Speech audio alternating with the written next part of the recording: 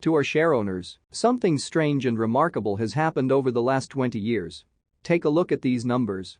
The percentages represent the share of physical gross merchandise sales sold on Amazon by independent third-party sellers, mostly small and medium-sized businesses, as opposed to Amazon Retail's own first-party sales. Third-party sales have grown from 3% of the total to 58%. To put it bluntly, third-party sellers are kicking our first-party butt. Badly. And it's a high bar too, because our first-party business has grown dramatically over that period, from $1.6 billion in 1999 to $117 billion this past year. The compound annual growth rate for our first-party business in that time period is 25%. But in that same time, third-party sales have grown from $0.1 billion to $160 billion, a compound annual growth rate of 52%. To provide an external benchmark, eBay's gross merchandise sales in that period have grown at a compound rate of 20%, from $2.8 billion to $95 billion. Why did independent sellers do so much better selling on Amazon than they did on eBay? And why were independent sellers able to grow so much faster than Amazon's own highly organized first-party sales organization? There isn't one answer, but we do know one extremely important part of the answer. We helped independent sellers compete against our first-party business by investing in and offering them the very best selling tools we could imagine and build. There are many such tools, including tools that help sellers manage inventory, process payments, track shipments, create reports, and sell across borders, and we're inventing more every year. But of great importance are Fulfillment by Amazon and the Prime membership program. In combination, these two programs meaningfully improved the customer experience of buying from independent sellers. With the success of these two programs now so well established, it's difficult for most people to fully appreciate today just how radical those two offerings were at the time we launched them. We invested in both of these programs at significant financial risk and after much internal debate. We had to continue investing significantly over time as we experimented with different ideas and iterations. We could not foresee with certainty what those programs would eventually look like, let alone whether they would succeed, but they were pushed forward with intuition and heart and nourished with optimism. Intuition, curiosity, and the power of wandering. From very early on in Amazon's life, we knew we wanted to create a culture of builders, people who are curious, explorers. They like to invent. Even when they're experts, they are fresh with a beginner's mind. They see the way we do things as just the way we do things now. A builder's mentality helps us approach big, hard-to-solve opportunities with a humble conviction that success can come through iteration, invent, launch, reinvent, relaunch, start over, rinse, repeat, again and again. They know the path to success is anything but straight. Sometimes, often actually, in business, you do know where you're going, and when you do, you can be efficient. Put in place a plan and execute. In contrast, wandering in business is not efficient. But it's also not random. It's guided by hunch, gut, intuition, curiosity, and powered by a deep conviction that the prize for customers is big enough that it's worth being a little messy and tangential to find our way there. Wandering is an essential counterbalance to efficiency. You need to employ both. The outsized discoveries, the non-linear ones, are highly likely to require wandering.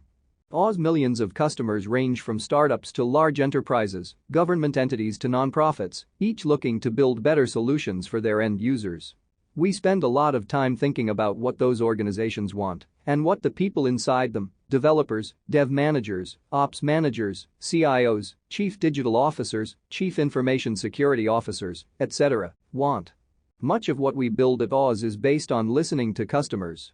It's critical to ask customers what they want, listen carefully to their answers, and figure out a plan to provide it thoughtfully and quickly. Speed matters in business. No business could thrive without that kind of customer obsession. But it's also not enough. The biggest needle movers will be things that customers don't know to ask for. We must invent on their behalf. We have to tap into our own inner imagination about what's possible. Oz itself, as a whole, is an example. No one asked for Oz. No one. Turns out the world was in fact ready and hungry for an offering like Oz, but didn't know it. We had a hunch, followed our curiosity, took the necessary financial risks, and began building, reworking, experimenting, and iterating countless times as we proceeded. Within Oz, that same pattern has recurred many times. For example, we invented Dynamid, a highly scalable, low-latency key-value database now used by thousands of Oz customers. And on the listening carefully to customers' side, we heard loudly that companies felt constrained by their commercial database options and had been unhappy with their database providers for decades. These offerings are expensive, proprietary, have high lock-in and punitive licensing terms. We spent several years building our own database engine, Amazon Aurora, a fully managed MySQL and PostgreSQL-compatible service with the same or better durability and availability as the commercial engines, but at 1/10 of the cost. We were not surprised when this worked. But we're also optimistic about specialized databases for specialized workloads. Over the past 20 to 30 years, companies ran most of their workloads using relational databases. The broad familiarity with relational databases among developers made this technology the go-to, even when it wasn't ideal. Though suboptimal, the dataset sizes were often small enough and the acceptable query latencies long enough that you could make it work. But today, many applications are storing very large amounts of data, terabytes and petabytes. And the requirements for apps have changed. Modern applications are driving the need for low latencies, real-time processing, and the ability to process millions of requests per second. It's not just key-value stores like Dynamid, but also in-memory databases like Amazon Elasticsearch, time series databases like Amazon TimeStream, and ledger solutions like Amazon Quantum Ledger Database. The right tool for the right job saves money and gets your product to market faster. We're also plunging into helping companies harness machine learning.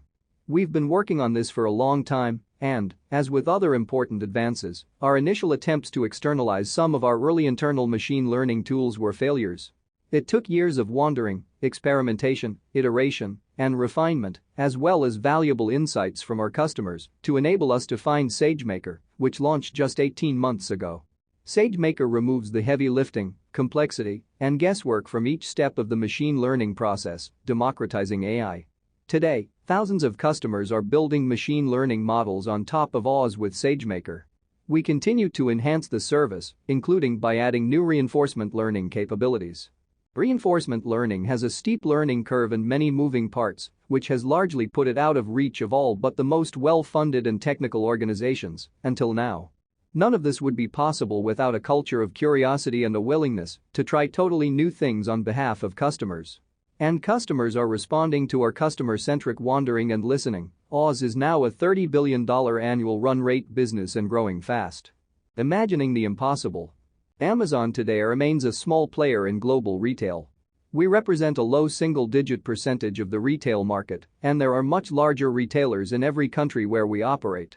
And that's largely because nearly 90% of retail remains offline, in brick-and-mortar stores.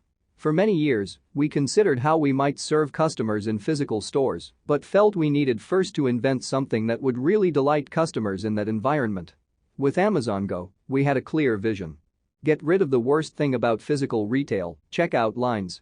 No one likes to wait in line. Instead, we imagined a store where you could walk in, pick up what you wanted, and leave. Getting there was hard. Technically hard.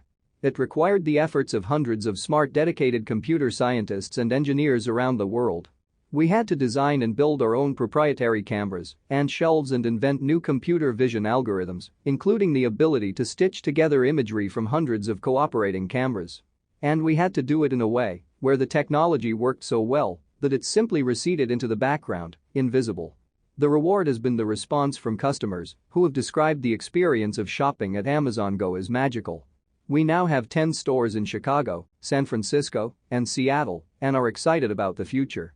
Failure needs to scale too. As a company grows, everything needs to scale, including the size of your failed experiments. If the size of your failures isn't growing, you're not going to be inventing at a size that can actually move the needle. Amazon will be experimenting at the right scale for a company of our size if we occasionally have multi-billion-dollar failures. Of course, we won't undertake such experiments cavalierly.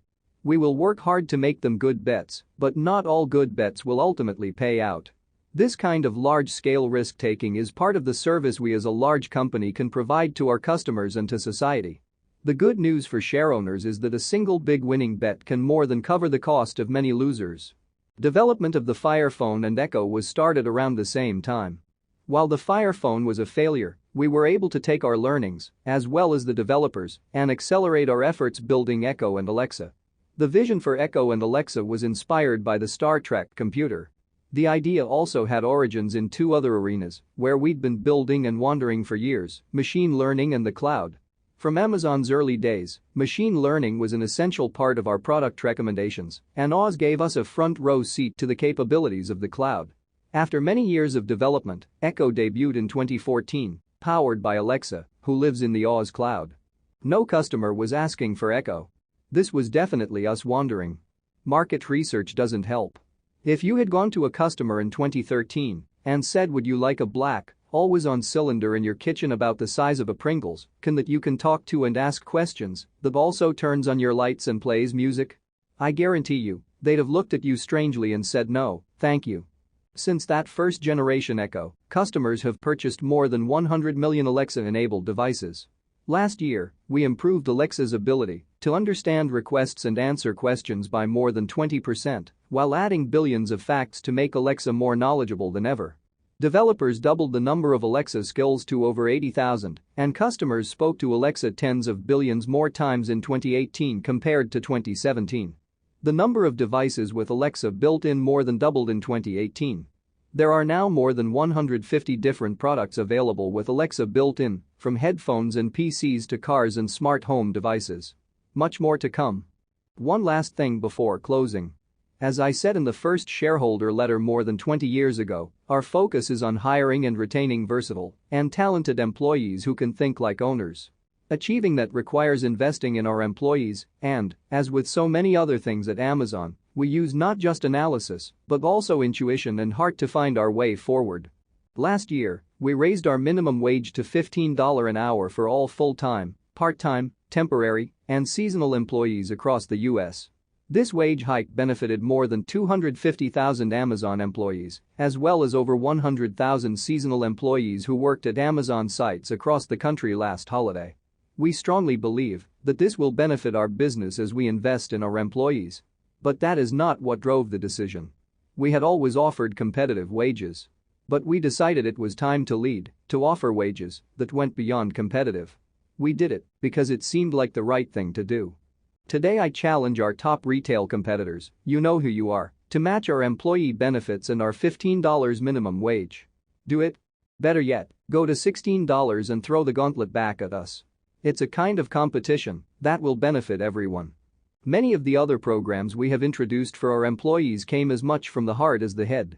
I've mentioned before the Career Choice program, which pays up to 95% of tuition and fees towards a certificate or diploma in qualified fields of study, leading to in-demand careers for our associates, even if those careers take them away from Amazon. More than 16,000 employees have now taken advantage of the program, which continues to grow. Similarly, our Career Skills program trains hourly associates in critical job skills like resume writing, how to communicate effectively, and computer basics. In October of last year, in continuation of these commitments, we signed the President's Pledge to America's workers and announced we will be upskilling 50,000 U.S. employees through our range of innovative training programs. Our investments are not limited to our current employees or even to the present. To train tomorrow's workforce, we have pledged $50 million, including through our recently announced Amazon Future Engineer program, to support STEM and CS education around the country for elementary, high school, and university students, with a particular focus on attracting more girls and minorities to these professions. We also continue to take advantage of the incredible talents of our veterans. We are well on our way to meeting our pledge to hire 25,000 veterans and military spouses by 2021. And through the Amazon Technical Veterans Apprenticeship Program, we are providing veterans on-the-job training in fields like cloud computing. A huge thank you to our customers for allowing us to serve you, while always challenging us to do even better, to our shareowners for your continuing support, and to all our employees worldwide for your hard work and pioneering spirit. Teams all across Amazon are listening to customers and wandering on their behalf. As always, I attach a copy of our original 1997 letter. It remains day one. Sincerely, Jeffrey P. Bezos, Founder and Chief Executive Officer, Amazon.com Incorporated.